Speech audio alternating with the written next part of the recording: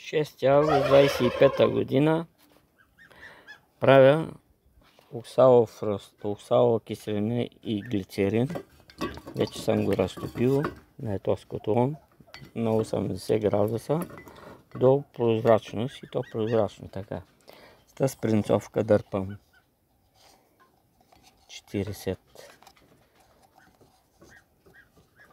грама. Сега да видя дали ще се справя. Там дето съм белязал 40-то.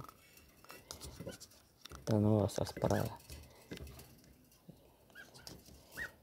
Малко въздух има, его 40. Отръсква и почвам тук.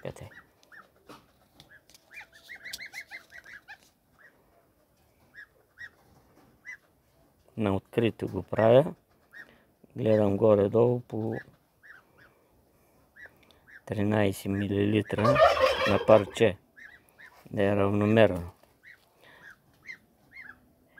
После отиваш на другата страна. Така.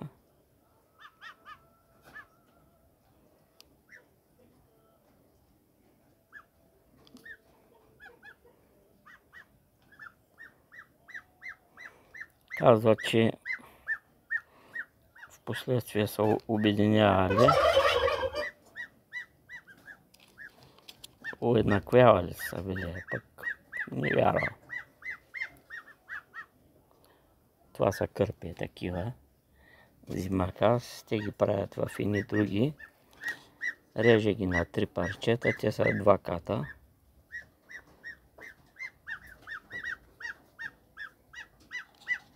Пати има малко тук те грачи, защото съм на открито. На село съм.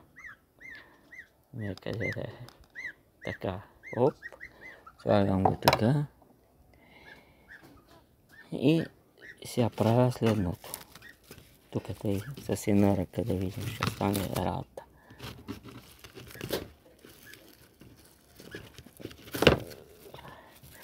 Повдигам, така правя. Измъквам го, пак назаде. Повдигам го, стречат. Оп, тук. И пак назаде. С една ръка, но какво да правиш? Така. Захлупам тук. Заклупам тук.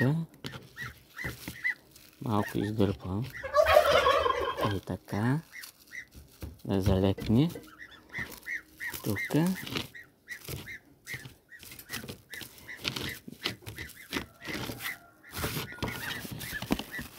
На водна баня. На 80 градуса на индукционния. Така. Така. И слагам тук тъй. Отгоре. Едното е за един кошар. Тъй трябва да бъде, защото в него има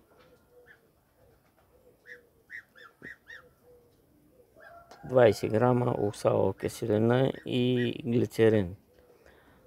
Тъй го казват, обаче аз ще дам по по-малко. Демек по 26 грама ще дам, по 2 работи ще дам, по 2 кърпички. По 26, значи 10 грама.